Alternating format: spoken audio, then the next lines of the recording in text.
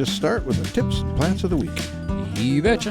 Well, my tip of the week is this. If you neglected to get all your fall gardening duties done, don't worry. We still have some beautiful fall weather right now, so you can get it done this weekend. However, it looks like we will get some winter over the next week or two. Not serious winter yet, but it could happen. You know, it's 51 below, minus 51 in Saskatchewan the other day. So,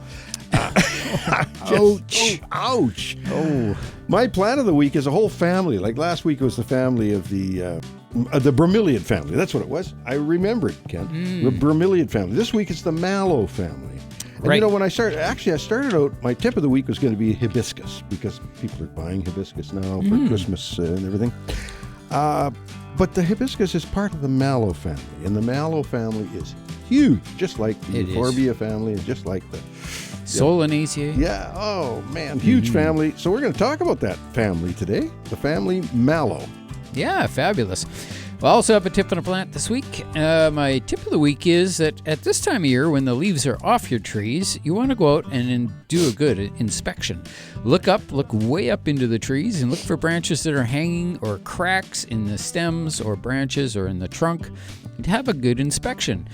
Just remember that you are responsible for all the trees that are on your property, taking care of them, making sure that they're not dangerous or going to cause any other potential property damage around. So just be aware, and this time of year is a good time to take some time and have a look up into those trees. Make sure that there's nothing crazy going on, and if there is, call your local arborist and get them to come out for an inspection. All right, my plant of the week this week is very simple, and it is about trees again, and it's just to plant some trees in 2026. It's a great gift to the environment. And that's it. That's my tips and plants for this week. Remember to check growercoach.com and Grower Coach on YouTube. There you go, Ken. So I've got a couple of things I'm going to talk about today, but we do invite your calls. We love to hear from you. I know there's issues going on with house plants right now, and a little bit of flooding here and there too. A little flooding, yeah. I'll tell you, the propagation too. There's some early propagation going on now. I mean, if people want to plant, for instance, geranium seeds, if they got good light, if they got a good light, well lit area, light of some sort, planting geranium seeds now is a great idea, because you plant early like this, or right after Christmas, say, you're going to have some plants ready nicely for May and possibly in bloom by May. If you wait till, March, April, May to plant geranium seeds, you're waiting to July before you get any bloom. Yeah. And so there's lots of things. Those seeded geraniums are really good performers, like compared to zonal type geraniums, which are typically done by cuttings. I think they really, really pound out the color. They're floriferous. They're excited about being alive. And so, I think these cutting ones, they've just been cut for years and years and years, and they're really good. I mean, I love zonal geraniums. But they're just a different animal, and it's really fun to try, and really fun, I think, to grow from seed. It's a huge topic, geraniums. Back in the day, there were no such things as the seeded geranium. You didn't grow them from seed. You always grew from cuttings. And there was a big deal going on back in the 60s. And we've talked about it before, but it's worth talking about it again because not everybody heard it. Back in the early 60s into mid-60s, there was some real big disease issues with geraniums. Yeah. And it was in California, it just about wiped out the geranium industry in California. Tobacco mosaic virus or one of those things that got in there that was just, So now they developed 2 or 3 areas in the world. I think one was in the Canary Islands, I'm not sure, but where they actually produce virus-free. Yeah, and Costa Rica. Is it Costa Rica? Costa Rica as well. Yeah, that's one of them as well. Yeah. And so they're separated, they're segregated out, and what they do is they create new varieties, and they create virus-free, scientifically virus-free plants, tissue culture. Yep. And then they send those all over North America to the growers, and the growers grow them on, and then the retailers get them, and there you have your geraniums, right? But in the meantime, they wanted to try and, bypass this virus thing. And so they started the geraniums from seed. And the very early ones were called carefree geraniums. Yeah. And they had the early ones, not today's. Today's seeded geraniums, they call them hybrids. Seeded geraniums have very few issues. In fact, they're very floriferous, as you say, and they're good. But there was a gentleman by the name of Dr. Will Carlson. He was one of the instigators of these seeded geraniums, and the problem with those early seeded geraniums. They had a petal drop. They would drop petals. Yep. And so quite a bit. So it was a bit annoying, And so, but he didn't like the idea of promoting the geraniums in any kind of negative way. So he said, I want you to change it. Don't call them seeded geraniums, because seeded geraniums sounds kind of seedy, Call them, because they drop their things, call them self-pruning hybrids. I'll never forget it. It was at a conference down in the States, and it was self-pruning hybrids. Anyway, geraniums have become full. They've always kept a very, very good high profile in the garden, in the Okanagan in particular, a great Okanagan plant. However, the old geraniums are gone, those tall ones. We used to have geraniums that would grow 3 feet tall. Yeah. Where do they go? Yeah, they're gone. Hard to say, yeah. It's too bad. I wish we had still somebody hanging on to one of those old plants. But a lot of that virus got in the way and really messed things up. I think also, the hybridizing and training or developing new varieties, which a lot of them are superior for sure, but they always looked for that compact growth habit because it gets more tips, which means more blooms, and so it's just the common denominator is that they're more compact and they're more floriferous, right? Yeah. And often a disease resistance, and there's all kinds of things that they're looking for. But it's one of these things that cushion type of thing. Yeah. But there was something to be said about those giant geraniums, almost like with some of the chrysanthemums that were just giant, huge plants. Yes. And I think that all in different gardens, there's always a need for little ones, medium ones, and large ones of all the different varieties. So they just have their spot. So bottom line is, if you want to start some seed geraniums, the seed packets are coming onto the shelves now, and you'll find some geraniums. They're easy to grow. They do need some light. You'd have to have your grow lamps. A little bottom heat is helpful. A little bottom heat's great, and once you get them germinated, and the bottom heat may not be as necessary. Yeah, once they're up. Because the bottom heat can contribute to stretching. That's the problem, isn't it, in growing stuff indoors in Canada, is the lack of light. Even the grow lamps sometimes aren't quite enough, and the plants tend to stretch. Well, if you've got bottom heat as well as lack of light, they're really going to stretch. They're going to think they're in a basement or something. And that's where, get the best grow light you can afford. Yeah. Absolutely. Because quality light is really and they're important. coming on with great stuff now. Yeah, a lot of the LED lights are really quite good. Yeah, they're well, good. Get them closer to, even though they don't often need to be super close, but if you get closer, you're just intensifying that light. Yeah, and there's not a lot of heat from them. No, and what are you worried about getting as bright as the sun? Yeah, that's right.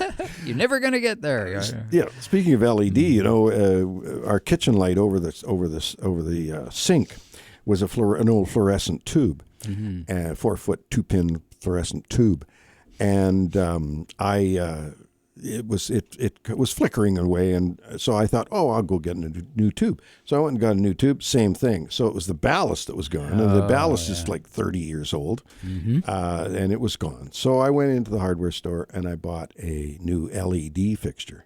Oh, holy mackerel! I go in the kitchen, I think somebody's welding in there. Yep. It's so bright. It's so bright. It's very, very cool, and. That LED stuff is really good. And then nice, Christmas lights. Ken, our neighbor, and I imagine a lot of folks have this same thing going on because they're kind of new and modern. Some folks come around and actually install these for you, and they come up underneath your eaves, and they're just tiny little fixtures you can't even see. So you leave them up all year. You don't take them down. And they do this fantastic light show on your house. Yeah, you can set them whatever way you want. You can they'll Oh. change color, they change rhythms, they can Put some on for Halloween, put some on Oh, for yeah. Canada Day, red and white or whatever. I don't know. Absolutely. Yeah. Very cool. It's really, really quite cool. We're going to take a short break here, folks, but give us a call, 250-862-2525 to get through to Ken and I today. We're talking gardening, and in the middle of winter, you can still garden. So let's do it. We'll be back with the Garden Show after this short break. Well, Ken says if it looks like a hollyhock, it is a hollyhock. And Yep. that's Ken's bit of knowledge for Which the is, day. yeah, If which it is looks like Melva. hollyhock. you know. Melva, yeah. It's a big family. It's my plant of the week. And not only is Melva a huge family, but the genus hibiscus, which is part of that family, is huge as hell. It's got 110 species in the hibiscus family. Oh, yeah. And the few that we know, the Rosa sinensis, which is the tropical one, which you may be picking up or receiving at Christmas time. As a houseplant. Yeah, as a houseplant. They're grown with lights in greenhouses, and they're grown to bloom at Christmas and all through the year, really. You can buy hibiscus. But it is a plant at Christmas. We'll talk today a little bit about some of the plants you can buy at Christmas time or you might receive and some of the care involved in that. But, the hibiscus and hibiscus rosa, that's the tropical one. And then hibiscus moischutus, which is your hardy, herbaceous one, the big, huge bloomed one that we grow in the gardens. Then the hibiscus syriacus, which is the rose of Sharon, or the another hardy shrubby hibiscus. And you were saying when you went to Australia that there were so many there that you were you couldn't even believe there were trees. I was overwhelmed. There were trees, and you didn't realize they were hibiscus. Yeah. And my friend that was there, that he's a landscaper, and he's one of these landscapers that really is not a plant-oriented landscaper. He's more of a construction landscaper, which is fine. We need everybody, but I sort of lean towards the ones that really have an affinity to plants. Yeah, and the hibiscus, it's called a hibiscus tiliaceus. Hibiscus tiliaceus, and they call it a cotton tree. And so I saw this tree, this big tree, like a woody tree with a stem and everything, the size of a mountain ash. And I said, Steve, what is that? What is that tree? And he says, oh, it's a cotton tree. I said, no, what is it? Cotton tree. It's not a cotton tree. I mean, no. And he said, no, that's a cotton tree. I said, okay. So I went up close to it and looked at the flower, and the flower, that middle picture there, the flower was a yellow, like a hibiscus form plant. So I looked it up, and sure enough, the cotton tree was a hibiscus. Wow. And that's a big hibiscus. Now, I don't know how big the Rosa sinensis would grow in the wild. I saw some big ones in Australia. Yeah, when I do see big ones around that have been around for years. I think that they sometimes freeze out, when you get that really cold winter. For us in this area, when it goes beyond minus 30 degrees Celsius, then they tend to die back quite hard. But you're talking about the Syriacus. Syriacus. Yeah, and see those up to 15 feet. Yeah. Like I remember, Oh, yes. remember the old Hoyle one. Remember Yes. that they had a couple out there that were just, huge, beautiful. My favorite variety of that, bluebird. I like bluebird. And I also like the red heart. Red heart, yeah, Is a nice pure one, white too. with a red center. Red center, yeah. Yeah, the There's some hibiscus, they're beauties and blooming all summer like they do. They're really good.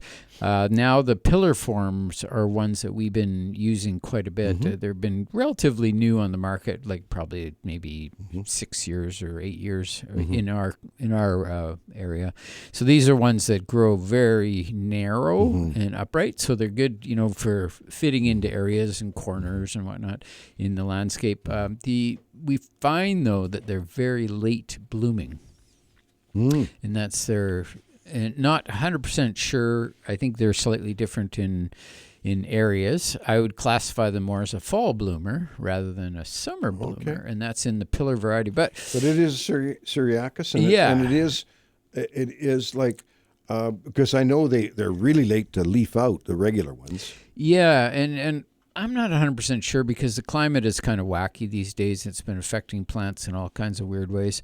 So I'm not 100% sure if that's just a factor. Like some of the ones that I've seen that were very late to bloom were also extremely lush. And so then, if you get that lush growth on plants, they don't necessarily want to bloom. It's like they're too excited about growing rather than reproducing. So that's where over-fertilization of plants or trees and things can be kind of detrimental to their health. Just keeping them going on a steady, gradual growth pattern is sort of where you want to be. And this keeps a plant vigorous enough to, say, fend off diseases and whatnot, but at the same time, not so vigorous that it's not even going to produce a flower. If your goal is to get flowers, then don't over-fertilize, especially with nitrogen. That's where these lower nitrogen, higher phosphorus and potassium, particular potassium to really kick up bloom and whatnot, can be really helpful. And just before I go on to what the temperatures are like right now, explain to folks the 3 numbers on the bag or the package of fertilizer, because people I know it's an old thing that we constantly are saying as horticulturists, we're explaining to people, but it's very important because one of the things I've said over the years is that if you use a vegetable fertilizer on a clematis, it's not going to turn the clematis into a carrot or something. No, it's not going to produce tomatoes. Just because it says tomato fertilizer doesn't mean it won't work well on your clematis. Yeah, and that means that really all fertilizers are sort of created equal. It means they can be used on any plants. It's just for individuals, you really want to understand a couple basics about fertilizer, and the basics really is that there's macronutrients and micronutrients, and they're all equally important to the plant, meaning that you can't take away one of the micronutrients, as if you do, then the plant kind of stops growing. So they're just as important. It's just the volume, the amount of those nutrients that the plants need. So micronutrients are required in micro amounts, and macronutrients are required in large amounts, right? So now they've regrouped the macronutrients a little bit. There's still nitrogen, phosphorus, and potassium, which is the 3 letters you see on the bag, and in that order, nitrogen, phosphorus, and potassium. But now they're grouping in calcium, magnesium, and sulfur as macronutrients. So that's something that's changed. Yeah, there are sometimes you see the 4 numbers, and that 4th number is generally sulfur. Yeah. But they now are including both magnesium and calcium now. And I think it's probably because they sell more fertilizers to coastal regions than they do to drier regions. And moisture areas definitely need a lot more calcium and magnesium than do drier climates, just because the extra precipitation that happens just literally dissolves and washes away those particular nutrients. And the sulfur seems to be around more prevalently in rainier climates than drier climates. So for us here in the Okanagan, we're a dry climate, not right now, but typically through the year we're considered semi-arid. And, drier climates, we tend to be deficient of sulfur, and just the acidity required sometimes to dissolve the nutrients to make them available to plants. And we counteract that by adding a lot of compost, or having compost-based surface mulches, which the compost itself creates organic acid, humic acid, and that humic acid assists the plants in sort of dissolving some of those minerals, which are literally like pulverized rock, which the plant cannot absorb. And the acids dissolve those and make them much easier for the plants to absorb. And, plants, this is something, I don't know if it's new to me. It might be. I've studied a lot, but there's plants that actually exude these organic acids right out of their roots. So as an exudate, I guess they call it, but they exude this chemical right out of the roots that dissolves these minerals around the outside of the root. Interesting. That actually allow that to make it easier for the root to absorb. It's just it's an amazing thing. There's so much to learn about plants. but with a little bit of power in this, and like as you were saying, the macronutrients are the key, most important things to learn. The nitrogen, the phosphorus, and the potassium, that's the 3 letters that are on the bag, and those are percentages.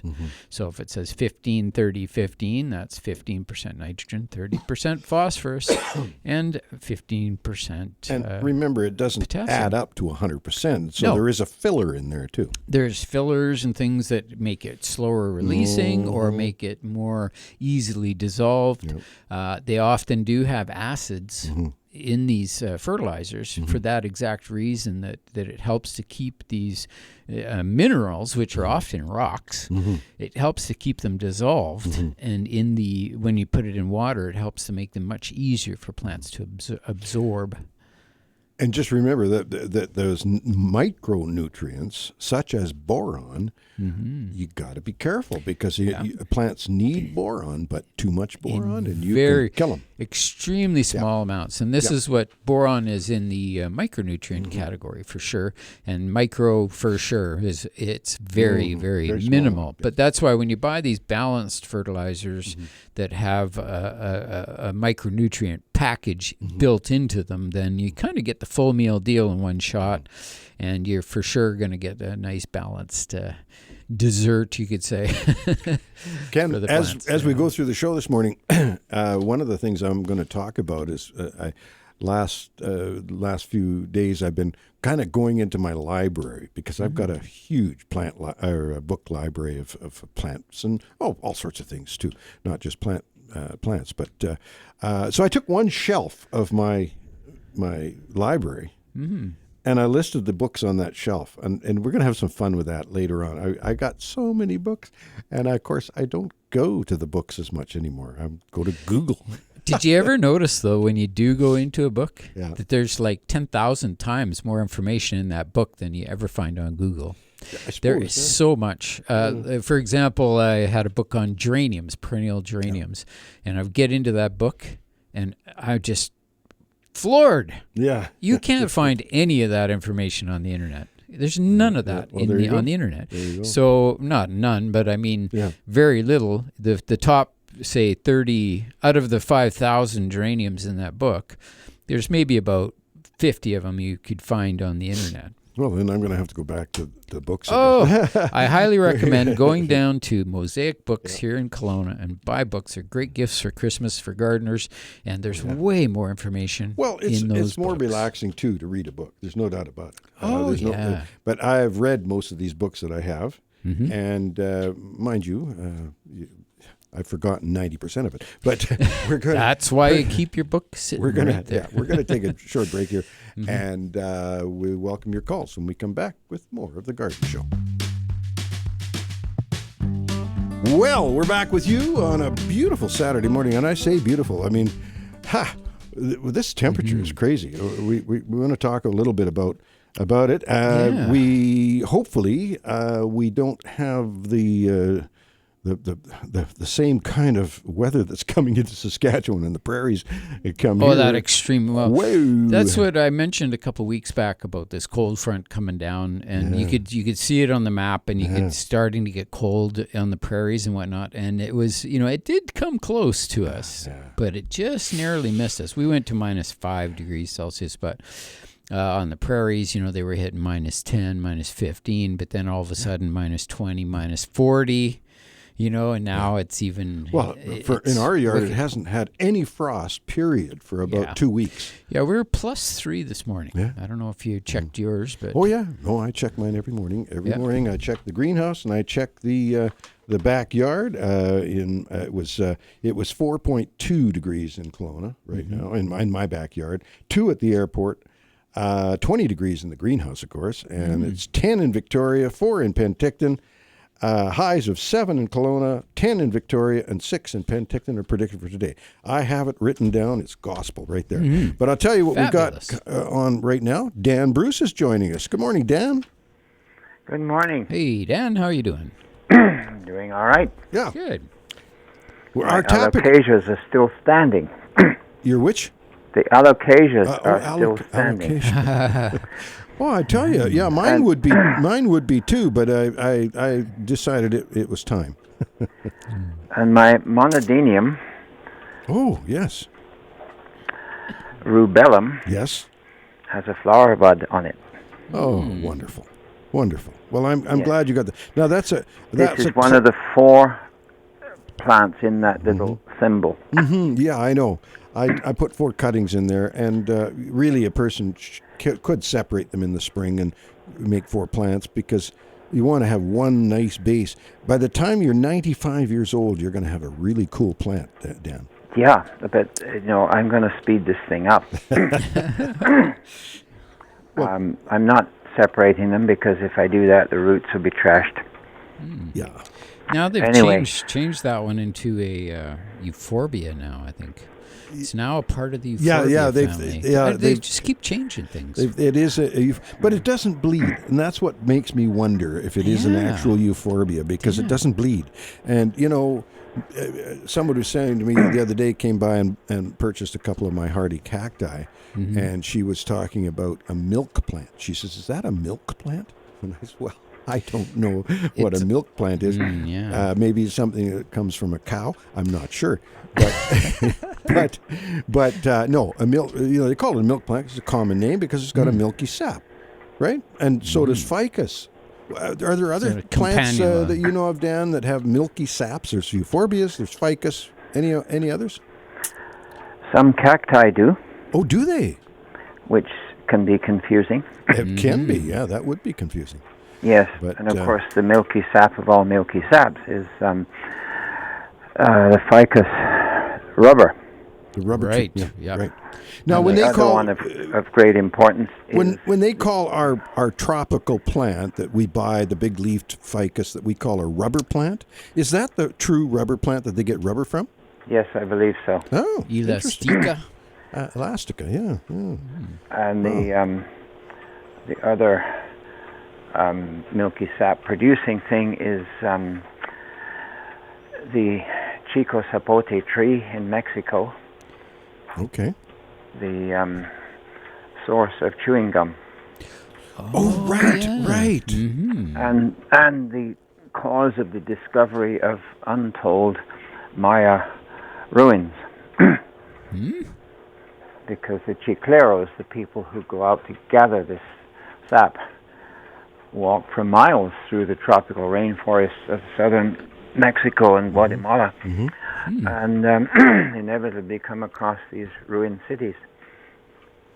Wow. Yeah, that's interesting. But that wasn't what I wanted to talk about. Okay, let's what do you want to talk about was the fact that in the springtime, as usual, the Kelowna Society for Learning in Retirement gets going, and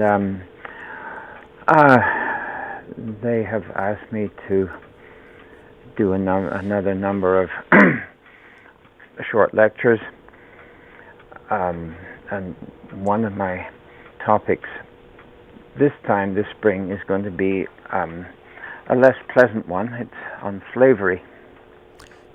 Oh, dear, yeah. But that all comes around to agriculture, and in a strange, not often thought about way. Vanilla is a phenomenal product in the world's commerce. It's one of the most expensive plant products there is. That and saffron. No, vanilla is vanilla orchid. No, I know, but saffron is another expensive. Well, saffron, yes, Yeah. but they're a completely different plant. Oh, different plant. Yep.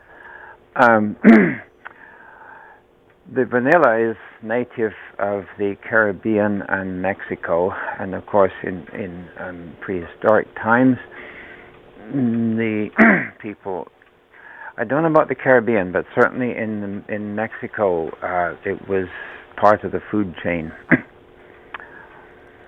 And it's one of the very few orchids that produce something that we can eat.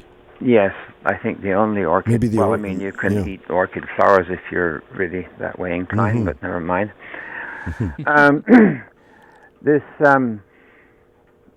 orchid grows well in the tropics, but there's a problem outside of its native range because it will not get pollinated.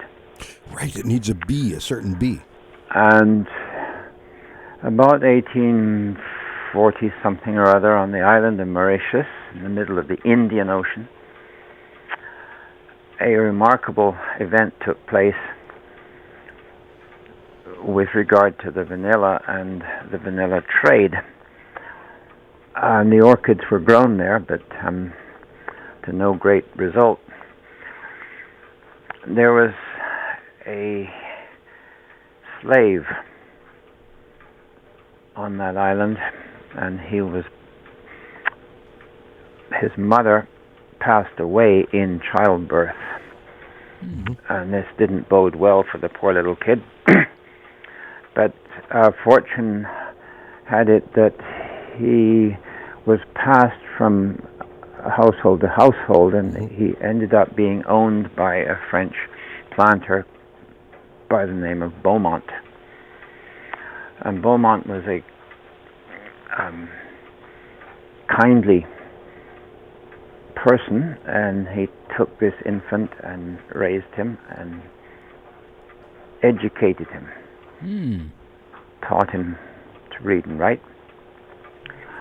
And at the age of 12, this child, who was named Edmund, discovered how to pollinate the vanilla orchid flower by hand. He'd been taught botany by Beaumont, so he understood what had to happen, and this child of 12 made it happen. He used a blade of grass in his thumb. Wow. Yeah, I've read something about that too, and so then they started producing vanilla in other, like Madagascar and other places of the world, whereas before it was only available where that special bee was. Well, that is the case. Anyway, Monsieur Beaumont took Edmund with him on a tour of the island of Mauritius, where he was introduced to the other planters and residents, and he was asked to demonstrate his discovery, which he did.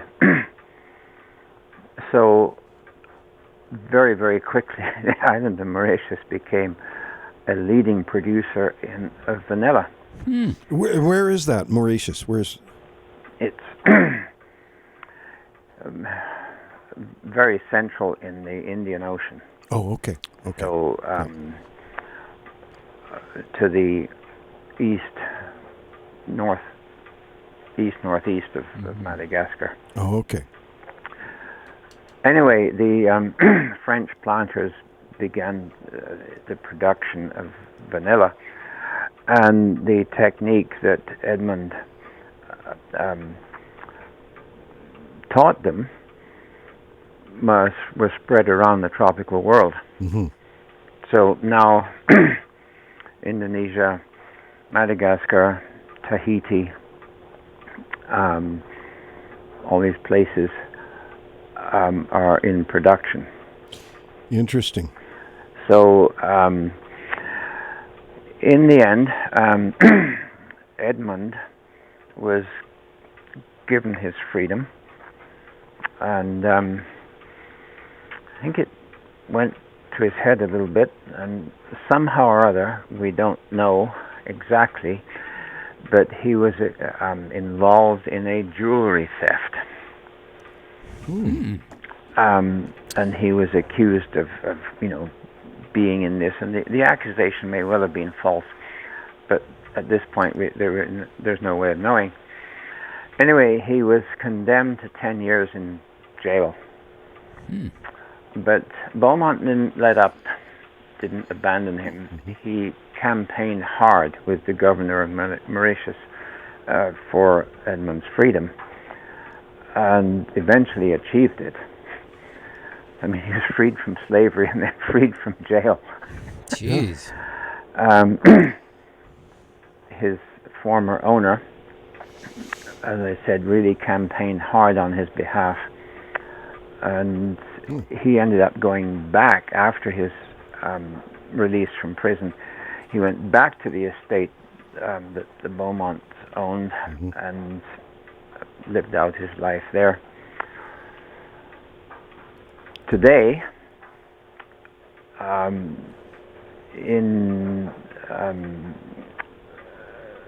in Mauritius, there is a school that is being named after him, and I think a street in the capital has been also named in his honor. And a bronze statue has been created and put up. All this, of course, happening long after the man had died. Mm-hmm. Well, of course. But at least he is honored and remembered in Mauritius today. Well, that's cool. That's a great story, Dan. It's going to be great. Your talks this spring to the group. It's going to be great. I can just say to this that I bought a $50 vanilla orchid at Brian Minter's place a few years ago, and I just couldn't get that thing to survive, and it's now deceased. I remember seeing it. I don't know if they'll make a statue out of it, but it's deceased. We're going to have to move on here, and we'll talk to you again next week, buddy. All right. Okay, take care. Bye. Okay, bye. Thanks, Dan. Yeah, Bye. My poor orchid. Anyway, we won't talk too much about that because I get very sad. We're going to take a short break here, and we do invite your calls, 250-862-2525 or 1-888-780-4273 is our toll-free line. We'll be back with The Garden Show after this short break.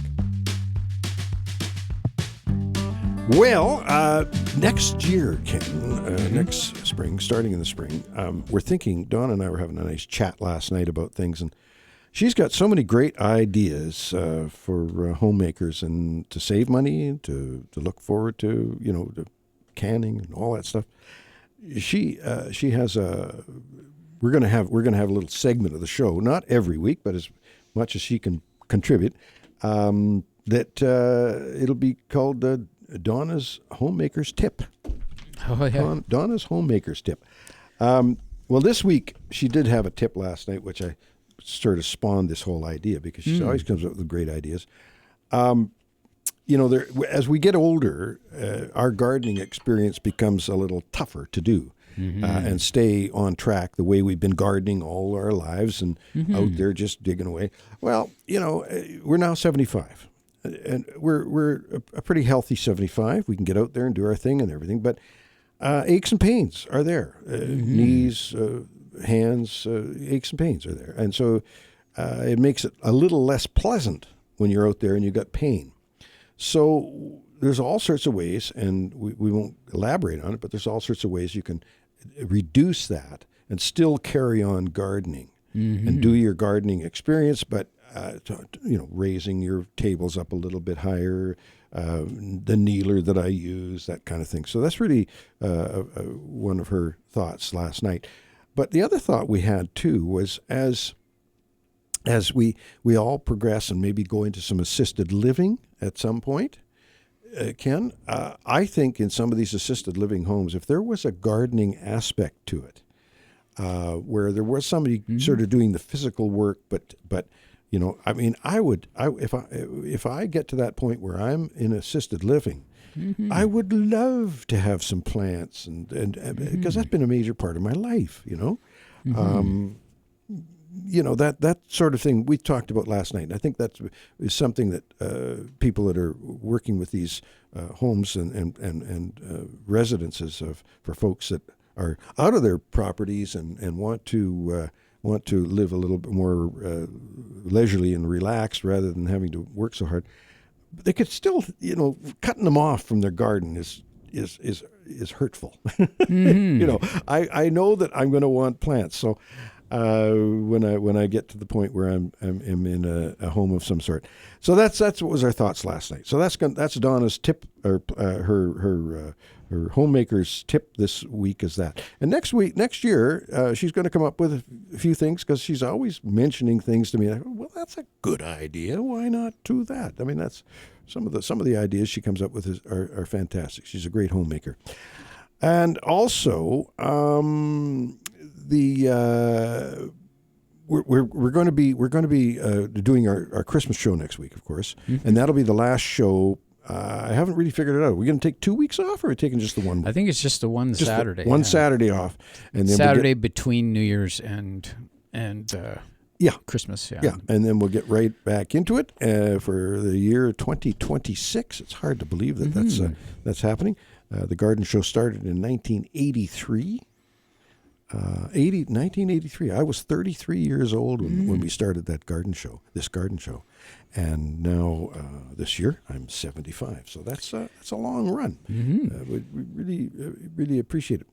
I talked to you about Carl's cactus last week. This is Schlumbergia. Yeah. And it's under the bench, and the darn thing, it likes the greenhouse. All of a sudden, it's starting to look a little better. Yeah. So Amazing, I'm quite pleased. A greenhouse atmosphere in Canada is ideal. I know I had to have a greenhouse after I sold our 1 acre of greenhouses. I had to have a greenhouse, and I finally did, and I'm just enjoying the heck out of it.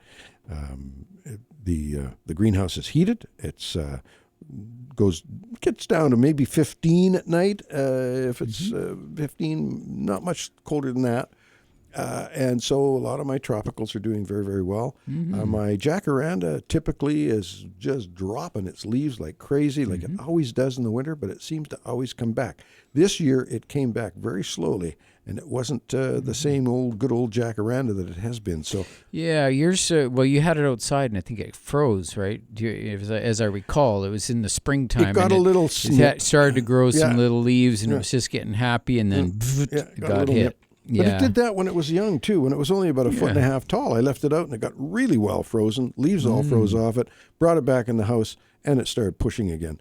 There's something more going on than just that frost, because they seem to. It's just getting old. I think in containers it's a little tricky for a lot of plants, like whether it's whatever the type of plant you have. My angel's trumpets, they've been in those pots for way too long. So if I want to continue to grow them on, I'm going to have to get them out, strip all the soil off the roots, or not all of it, but probably 90% of the soil, 80%, and then repot them into some fresh soil, and just give them a little fresh start, maybe even a different pot.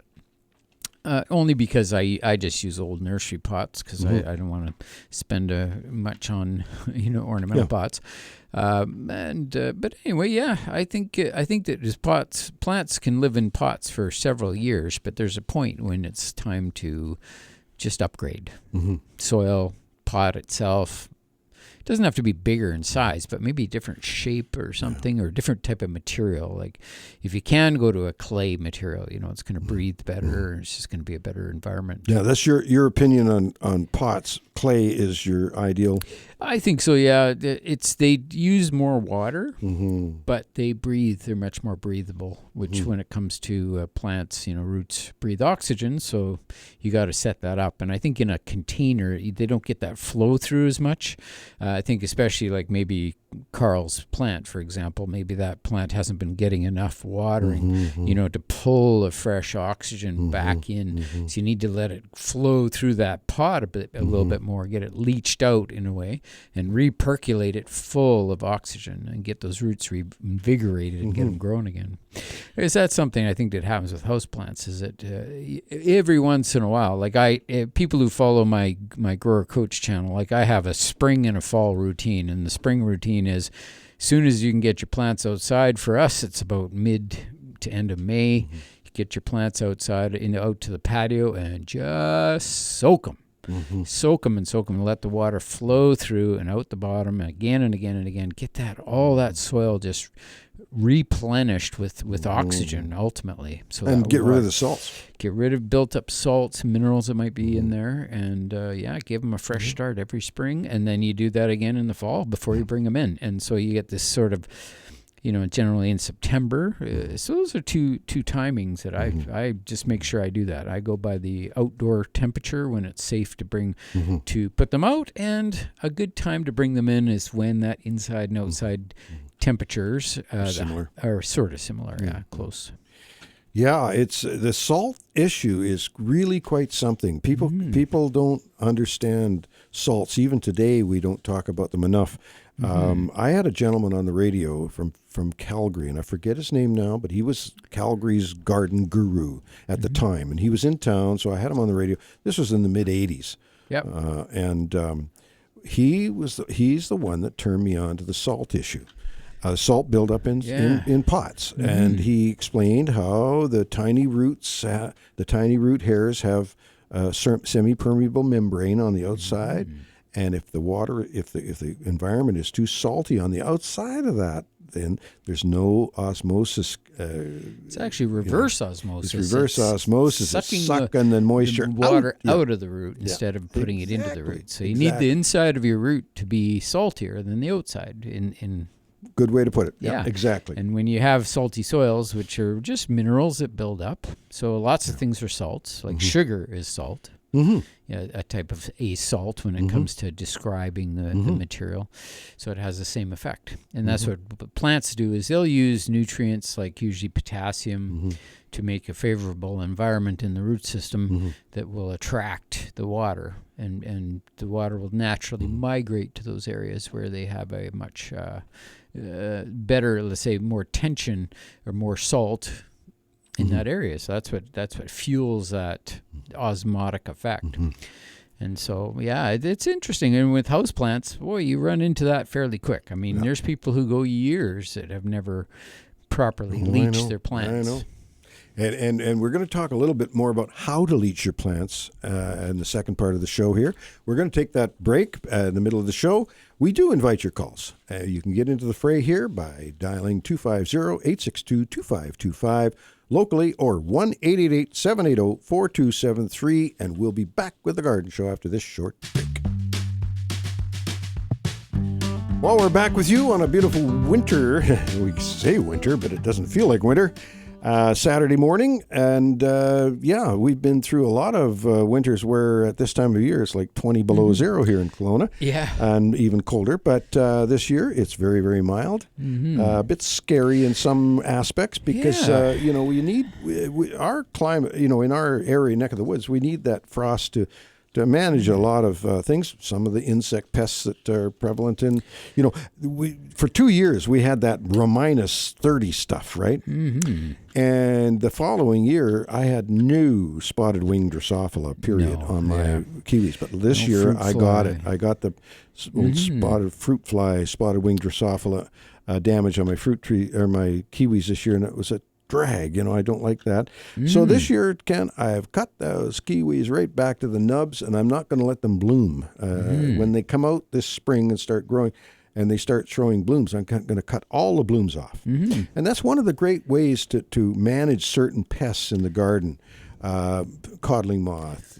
Give up your crop for a year. And maybe even 2. Really get rid of that crop. Like, for instance, I don't have, and touch wood, I have never had an onion maggot problem in my yard. I can bring you some if you like. I got tons. I've been growing onions there since we moved there 25 years ago, and I've never had an onion maggot.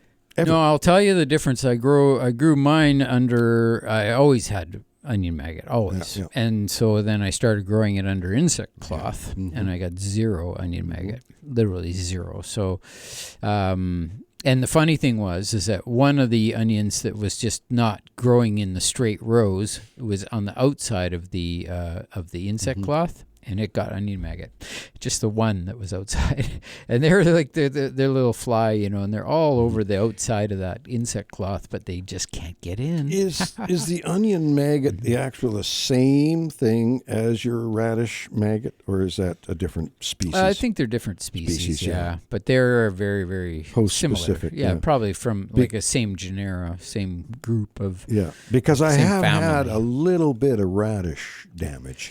Yeah, and that comes and goes because I've had the same. And like, if you want to really get, like for me, as soon as I tried growing turnips, some of those, little miniature white turnips. Yes, I know. They're so delicious. They're such a great turnip to grow.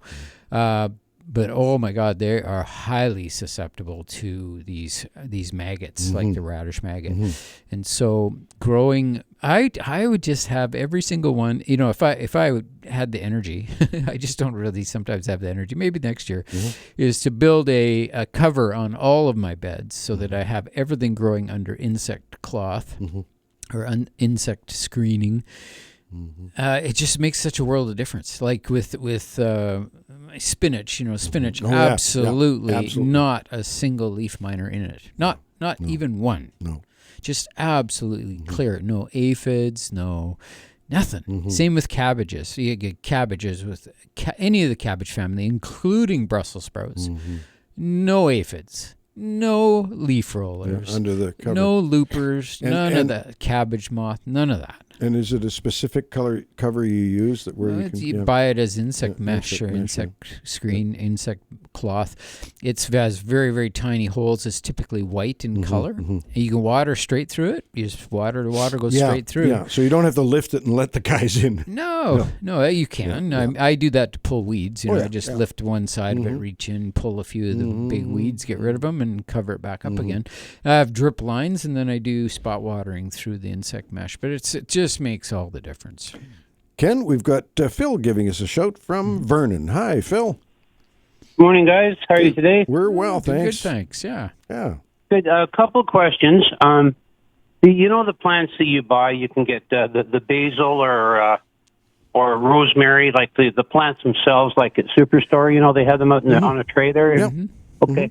Well, I got them the other years, but I wanted to know about transplanting. I got the basil and I got a rosemary I'm looking at, and they're growing really good in the little pots they come in.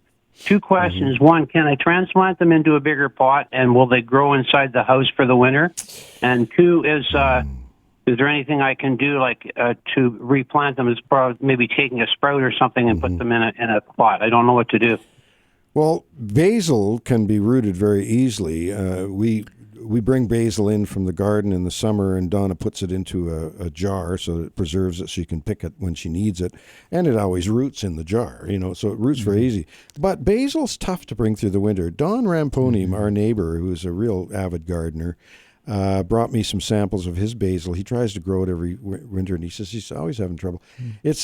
Basil is a tropical, heat-loving, wants to be 10, 15 degrees at least at night, and needs long days. It's tough to bring basil through. You're going to need light. You're going to have some grow light in light. A heating pad. Like if you wanted, I think with my tip I would say is to transplant it into a larger pot. Usually they have multiple little seedlings, in each one. They usually put a big splap of seeds right in the middle of each pot. They grow right in the pot, and they give you this bushy little plant with the basil in it, and then that can be pricked apart, it's called, where you pull them apart bit by bit and put them into different pots. If you're a big basil consumer, then you get your grow light, a little heated pad on the bench, and you just grow them right there. You got the bright light, you got the nice warm temperature. The coldest it gets maybe at night when the light's off. It's gonna be okay for those plants. They just don't like cold at all. No. Now So what about rosemary? Rosemary is more of a shrubby thing, and it doesn't mind to be cool. It can actually go right down to freezing. Better to be cool. It's probably better to grow it cool, but still bright light. Okay, well, so with the rosemary, it's one of those little plastic things that you get, like they come in. Can I take that out, the plant right now, the rosemary, put it in a bigger pot with good potting soil, which I have, transplant it, and will it continue to grow with the lighting that's available in the house? It's not bright enough. But what I would say here in the rosemary and anything, this is really not transplanting time. It's the shortest days of the year. It's midwinter. Your time to transplant, because what happens is they get into some kind of shock or something if you try and change the soil around the root zone. Let them sit, almost semi-dormant in a way. And then in the spring, when things start getting longer, the days, that's the time to do the transplanting. I think they'll root in a lot better then than now. And that rosemary plant, maybe sit it right on a windowsill where it's nice and cool I got but it bright. real close to the sun. Yeah, you bet. Yeah, but the basil you don't want to put on the windowsill. It loves the light, but it can't stand the cold. It'll be too cold. Yeah, they're hot loving. It's pretty finicky. Thanks. That's Okay. good. I'll eat them up and then get some more. Awesome. Betcha. Appreciate the call. Yeah, I have 3 plants. Can I ask you another question? Yeah, you bet. Okay, I have 3 plants. I have a yucca cane, a money tree, and Alocasia cerium. I said it. I don't know what. Anyway, Yeah, those alocasia. 3 plants I've had now for about 3 years. They're in the pot. They're in pot. They're in front of the window. I have a humidifier, and they're just happy, right?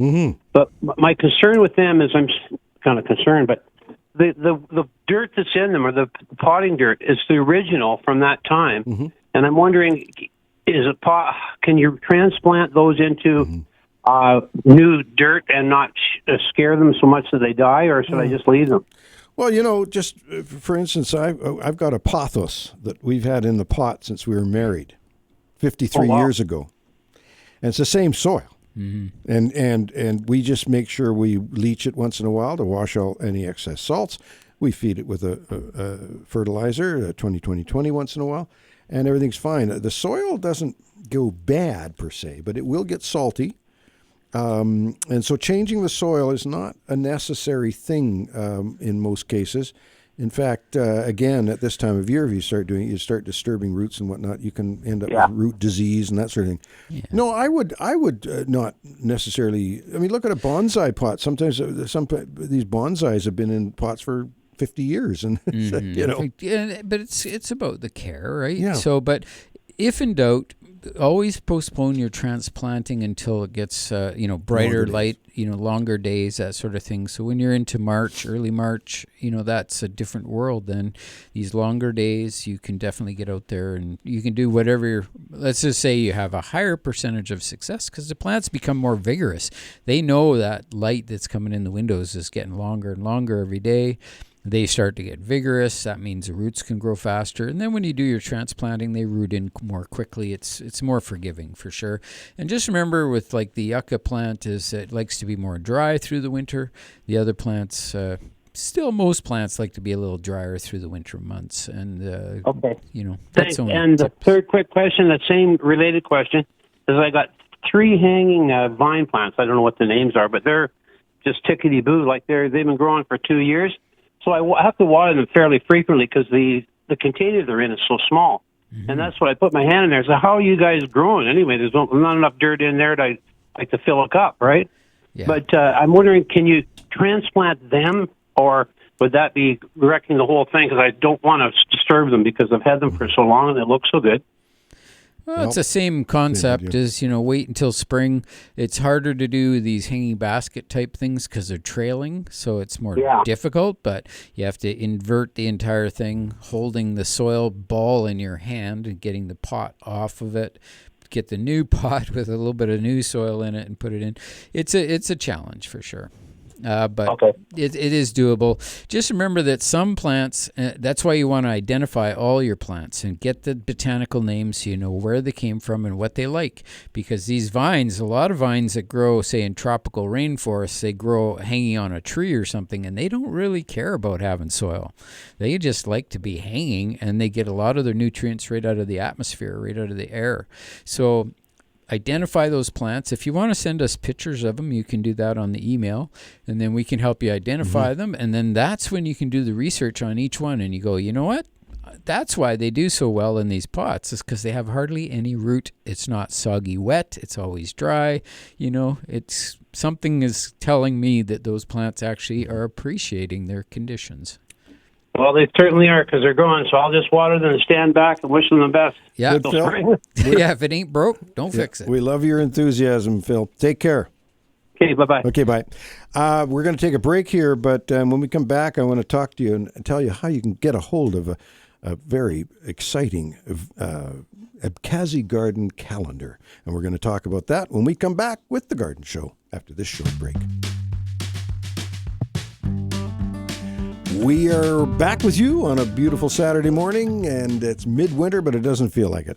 We got Addie on the line here. Addie, all those plants you were worried about earlier are just fine, right?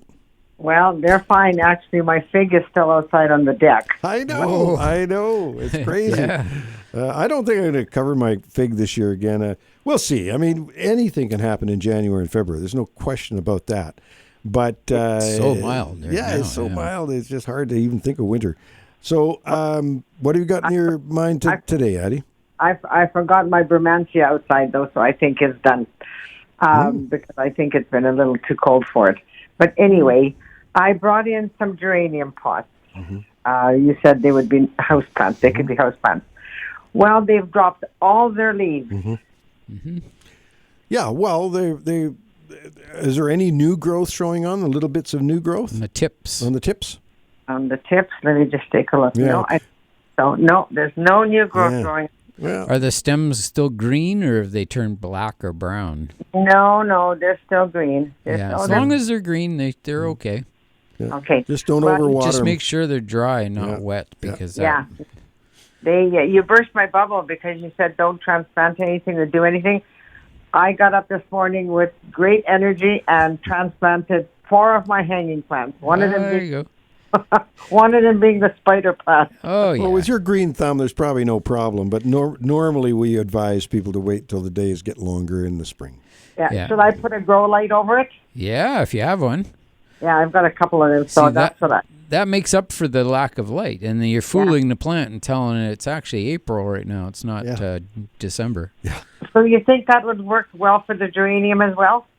Oh yeah, if you want to get it going, sure. Well, I don't Wake want it to up get... and- I just want to keep it alive.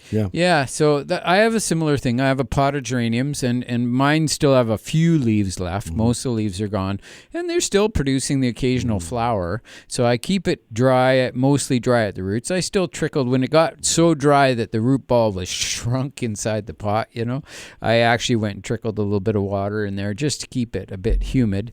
And I keep it right up close to a window that I have, but it's very cool there. Like it's probably about maybe 60 degrees Fahrenheit or so, maybe even cooler, 55, so, maybe 12, 13 degrees Celsius. Right up close to that window. It's cool and it's bright, and yeah, they're happy. I do have a grow light for all my other house plants and stuff that I keep somewhere nearby. So, yeah. You could get them going. If I put mine up under the grow light, I'll tell you, that thing will just bounce and start to grow and flower and be happy. And all my geranium stock plants are still outside doing very well. They're all happy. They haven't been... I've got some outside too, and I'm wondering why I brought these 2 into the house. Exactly. It's been done. So with the ones in the house, just kind of clean them up, give them the green light, and pray. You got it on. You bet.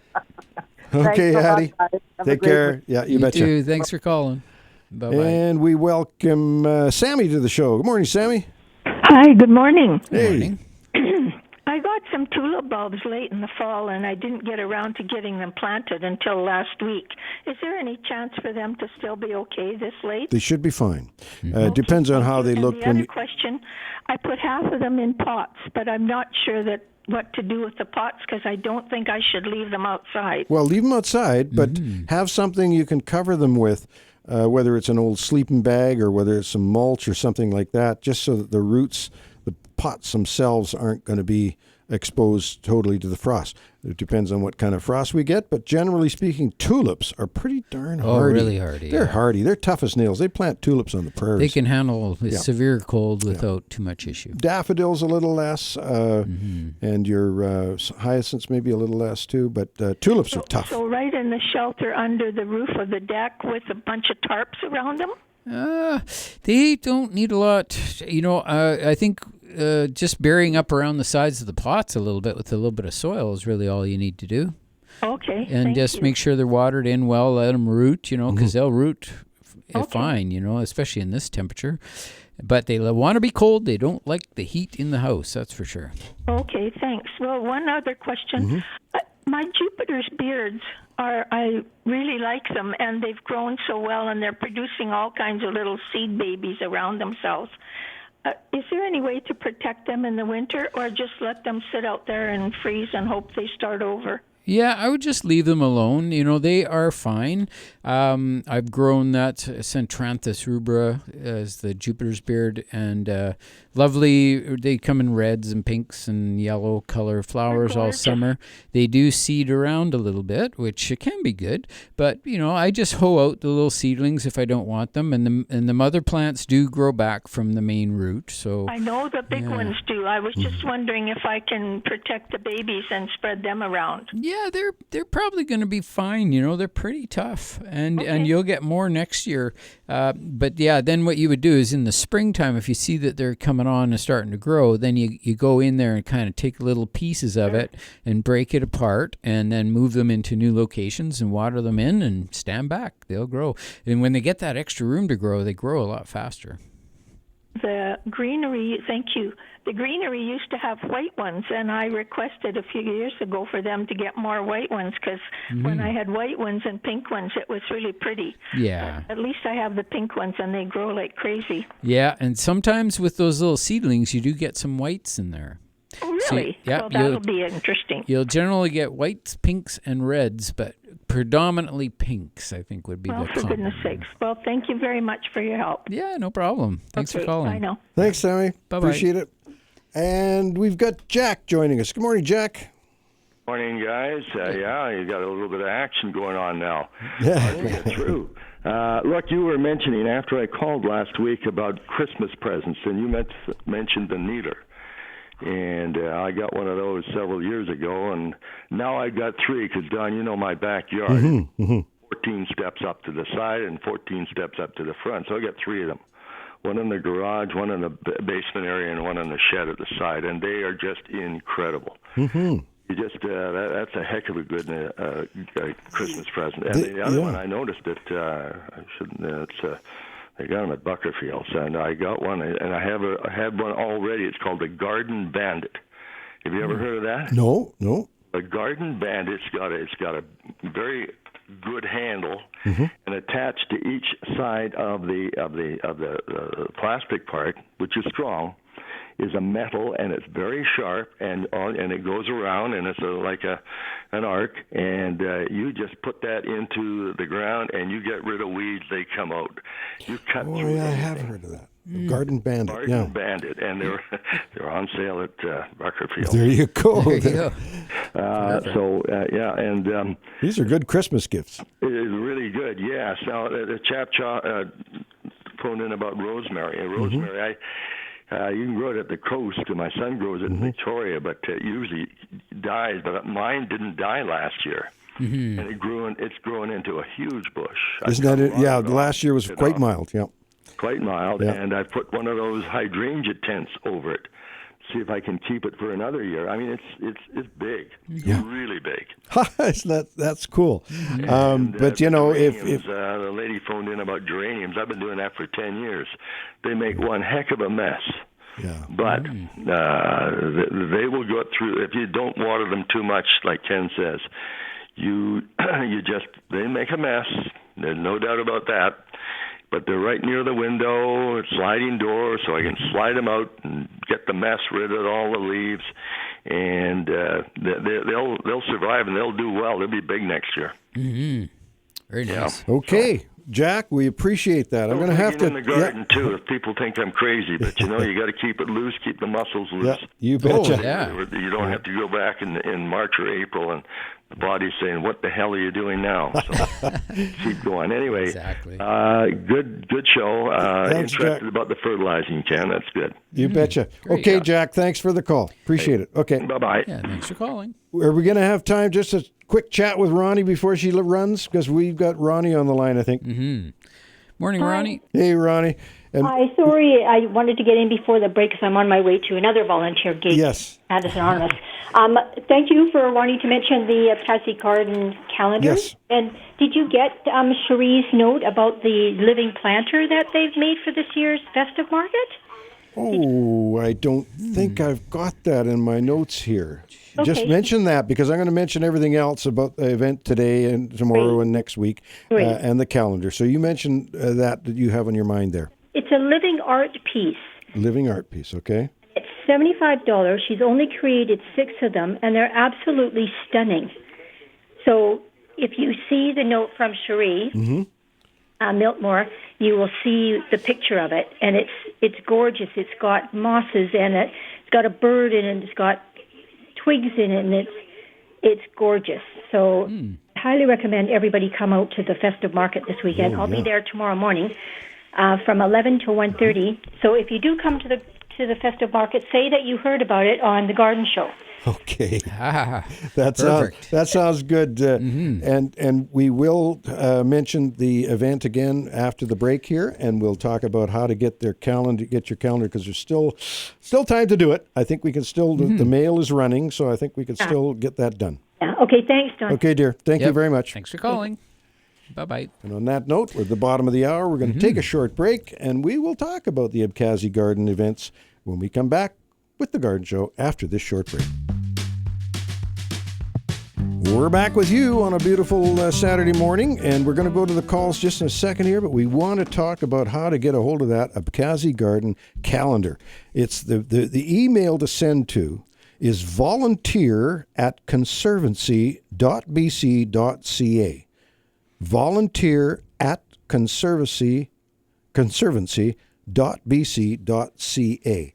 And the cost of the calendars are $20 plus $2.40 tax, so it's $22.40. Fabulous calendars. We've got one.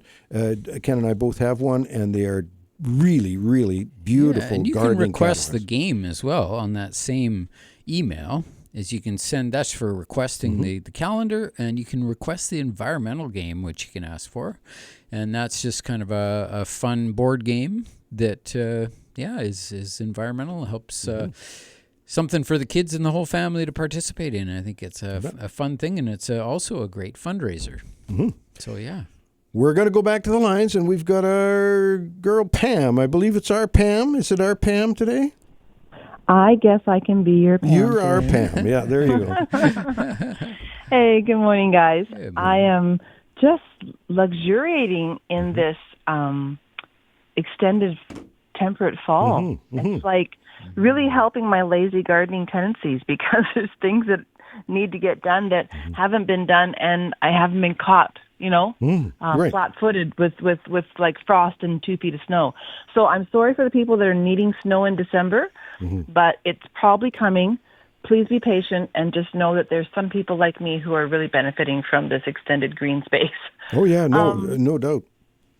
Yeah, now my question to you today is I took in some pots that had some tender bulbs in them, or tubers, and I usually have overwintered them in my garage, my dahlias. I have done that before, but I acquired 2 pots from a family friend that have canna lily in them. And I don't know if are those bulbs or tubers. I'm not sure what they're called. But I know they're rhizomes. Okay, I know they're not winter hardy in pots. Right now, I just dragged the pots into my garage. They still have green leaves on them, and I haven't done a thing. Can I just leave them sitting in the pots and eventually cut the leaves off when they dry up and bring them back to life in the spring with a little bit of compost in the soil? Or do I have to actually dig up the rhizome and store it empty? Okay. Leave them in the pots and just don't let them freeze. Sure. Yeah, and you cut the top off whenever they start to dry up. Usually, if the plant naturally dies back, it absorbs all the chlorophyll out of the leaves and all the sugars out of the stems down into the root, which is generally better for the plant and more of a natural thing. And then just chop it off, let it keep it dry, and it should be good. It's the dryness that's one of the keys to keeping them over winter. Okay. And then would it be somewhat similar in the spring when the weather is, could I move those pots if I'm successful in cutting the leaves off and keeping them through the winter? Then could I bring them into my house in the later winter to begin to wake them up? Or get them started. Oh, absolutely. That's exactly what I do every year. Is I do grow some in the ground, which I typically don't dig up. But I always grow some chunks in pots, because that's what I'm going to overwinter and use for the following year. So, because the pots are so easy for that in the fall, they're generally quite big in those pots. I just chop the tops off when it's ready. I bring them inside, make sure they're dry prior to chopping the top off. Then I just bring it inside. I have a room that's a bit cooler, and I just keep them on the floor where it's cooler again and tucked in the corner. But the key is, because the room temperature is a little warmer, like we'd kind of want to store them in that sort of 10 degrees Celsius range, 50 degree Fahrenheit is sort of ideal. But mine is more like 62 265 degrees Fahrenheit, sort of. That's where I'm storing them. So they could potentially grow in those temperatures. So I got to keep them dry to keep them suppressed.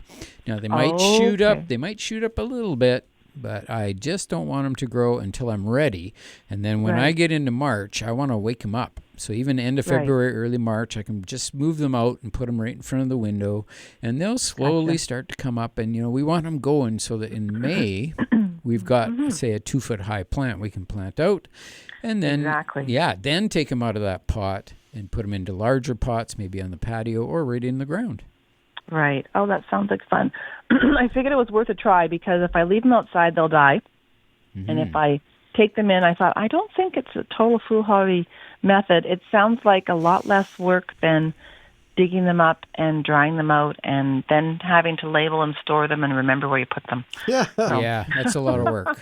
And they're they're a great Okanagan plant. Yeah, They wonderful. grow well here. Okay. Yeah. Thank you, Pam. Well, thanks, guys. Thanks Appreciate for confirming. Okay, have a great day. Appreciate your show. You too. Bye-bye. Bye. And we welcome Bruce to the show. Good morning, Bruce. Good morning. Good morning. 2 very quick questions. I have some very insane raspberries. When is a proper time to cut them back? And my second question is new to the fruit trees, and I have a peach nectarine, and an apple. When do those get pruned? I'll do the raspberries. Ken will do the fruit trees. How's that?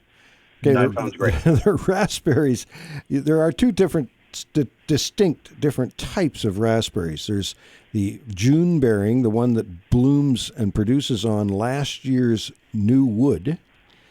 So you don't cut that back, but you can discern the new wood and the old wood. The old wood is dead, and the last year's new wood that is going to be this year's fruit is nice and healthy and green. And you can just prune that back to maybe 3 or 4 feet, maybe even sometimes I've seen 5 feet, but prune those back a little bit to make them branch out and form the fruit.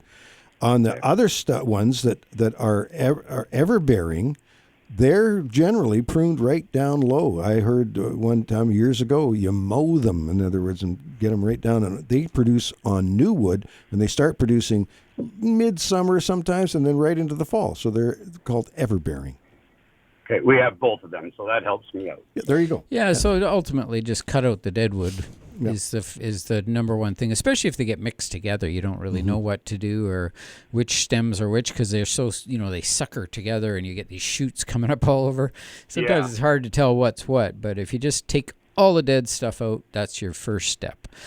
But talking about fruit trees, I always like to prune the fruit trees of any kind, especially for homeowners, not for orchardists. Orchardists have their schedules that they follow, but for homeowners, if you wait until the brunt of winter is finished, so that the cold periods are done, any desiccating periods, like when it gets cold and dry, that's often what causes injury. Plus, a lot of fruit trees are subject to diseases that get into the wood that cause problems, and those diseases will manifest over the winter months. So if we wait for the majority of winter to go and be finished, so around the end of February or early March is ideal timing, and then we go in and we carefully, remove the branches that are not needed. Cutting the plants fairly hard, especially that nectarine, you have to cut it fairly hard. And each type of fruit tree is going to fruit on different types of wood. So the apple and the pear are going to be easier in some ways because they have these sort of gnarly little short branches that you keep every year. And that's where most of your fruit is produced. But on the nectarine, it's going to be any new growth that happened in 2025 will produce fruits and flowers in 2026. So it's, in other words, it's last year's growth. So when you do your pruning, just make sure you save the wood, not all of it, but, some wood, some new shoots that grew in 2025. You want to save those, just parts of them, maybe cut them shorter, but you keep that wood from last year. No, that's perfect. Okay, appreciate that. Awesome. Thank you. Yeah, Thank you, thanks sir. so much for calling. Thanks, Bruce. And we welcome Dennis to the show. Good morning, Dennis. Good morning, fellas. Hey. I have an indoor plant issue. I guess everybody does right now. In my sunroom, I have a money tree, beautiful big. What's called a money tree. You guys would call it something else. That's the one where the the root of the tree is all kind of gnarled up. It's really, what's the word? The trunk comes up braided. Braided. Is it a braided one? Yeah, that's I forget the name of it, but that's a one called a money tree as well, and long, slender leaves. Whereas the other money tree, they're quite large leaves, but they are kind of in a slender shape.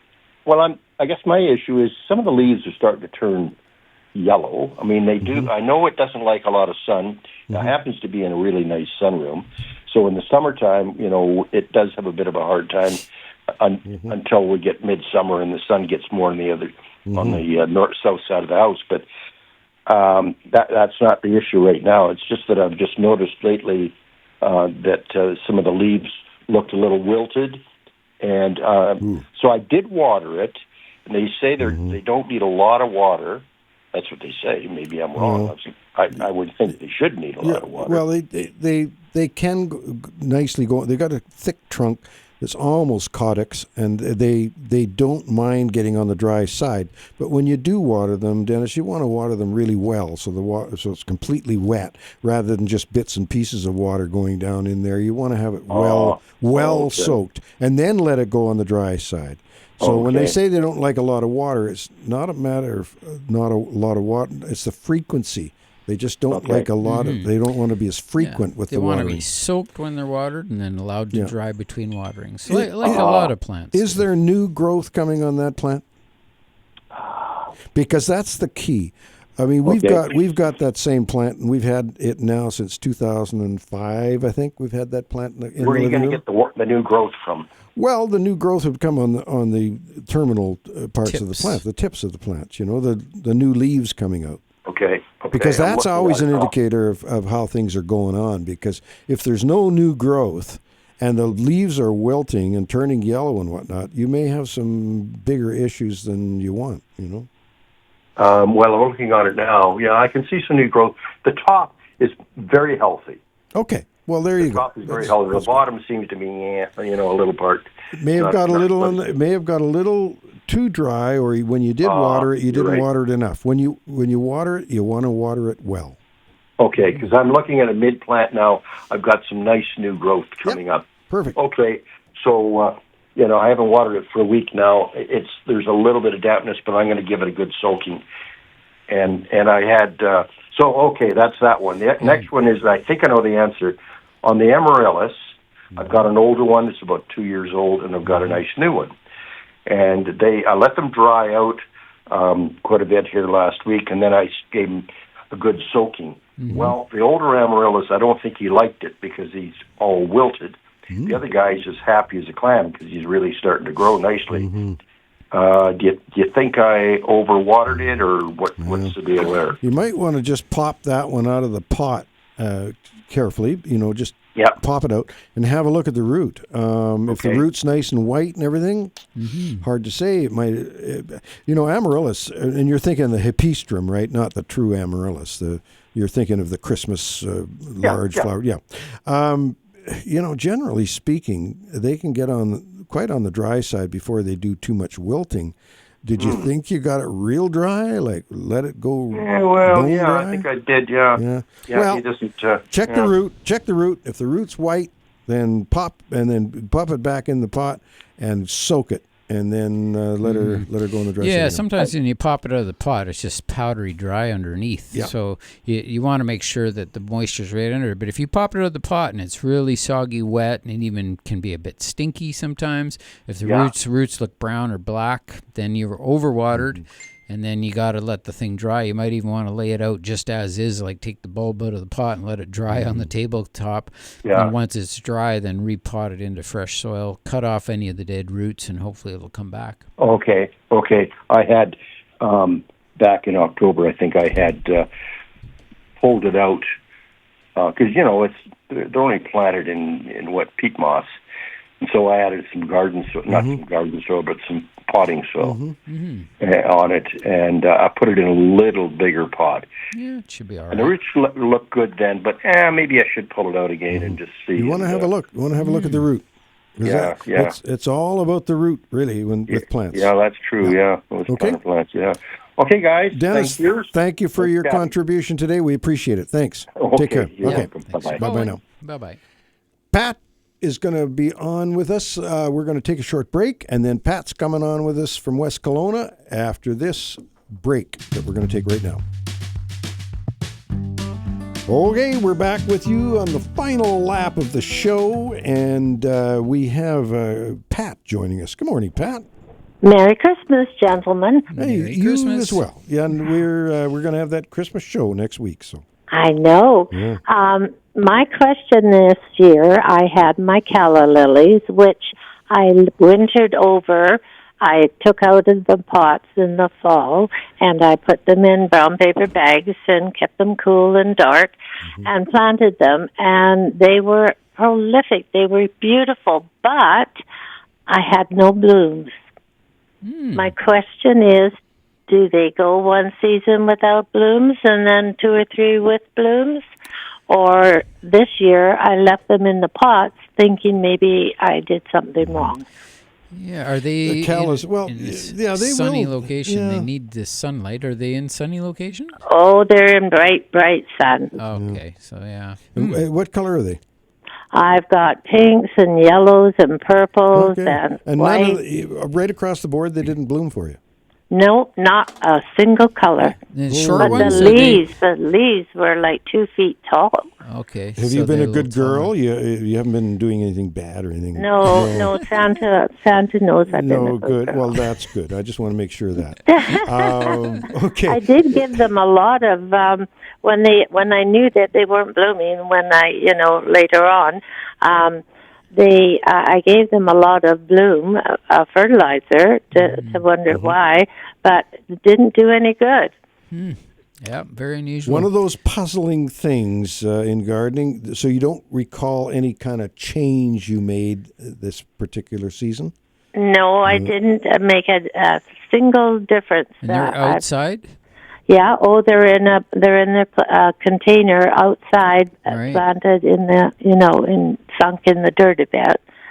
Yeah, well, I have mostly white and some yellow that I got from Jack, and some of them, yes, some of them didn't bloom this year. I had a bunch of them in pots and whatnot. Some of them didn't bloom. Next week, if Jack is listening, Jack is the expert on callas. Oh, he's grown them for years. He might have a couple of things to add to it. We're running out of time this week, but maybe next week on the Christmas show, we'll get Jack on to talk about his calla experience. Well, that will be great because I listen to you every Saturday, so I will be attuned. And we feel your presence. We appreciate it very much, the fact that you do that, Pat. And thank you, gentlemen. Happy New Year's as well. Okay, dear. Than's, Pat. Thank you. Appreciate that. Bye-bye now. Bye-bye. Yeah, it's amazing how time flies. And now we're just about through the end of the. As I say, this is the penultimate show of the season, the second to last show, and we've got just a few minutes here, and I just want to go through that darn bookshelf of mine. I had spent some time. I looked at my bookshelf. Okay, so here's on my bookshelf. One bookshelf out of about 5 of them. The Hillier's Garden Guide to Trees and Shrubs. Oh, that's a good one. That's a good Christmas gift. Trees and Shrubs and Flowers to Know in British Columbia. Mm-hmm. One just called Japanese Maples, and I know you know that book because we had it at the Japanese Maples. Pictorial Library of Landscape Plants. That's a Royal Horticultural Society one. The Herb Society of America, New Encyclopedia of Herbs and Their Uses. We have the Encyclopedia of Garden Plants. We have Common Poisonous Plants and Mushrooms of North America.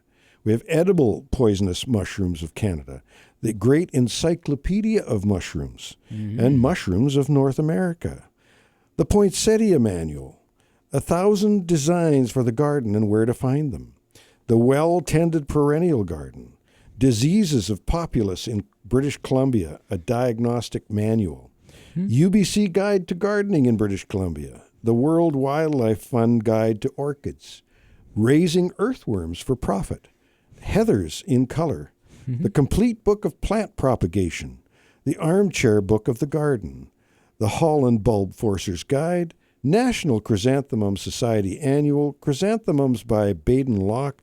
Indoor Bonsai, National Chrysanthemum Society Chrysanthemum Guide, Penjing, the Chinese Art of Miniature Gardens, and last but not least, Bonsai, Sakyai, and Bonkai.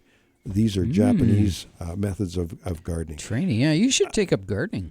I know. These books, it's crazy how you accumulate books over the years. I've got some real old ones, too. I've got some very old gardening books, and I love old gardening books. Yeah, all gardening books are good. Yeah. They have so much information, and it's sometimes it's unknown information, meaning you didn't even know you wanted to know about that.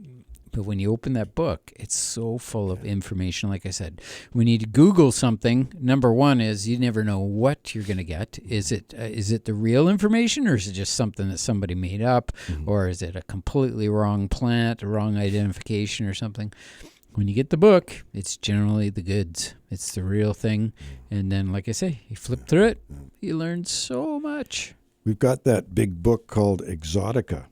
Yeah. And it's the size of my grandmother's big fat dictionary that she used to put on the chair so we'd raise us up. We could sit at the table.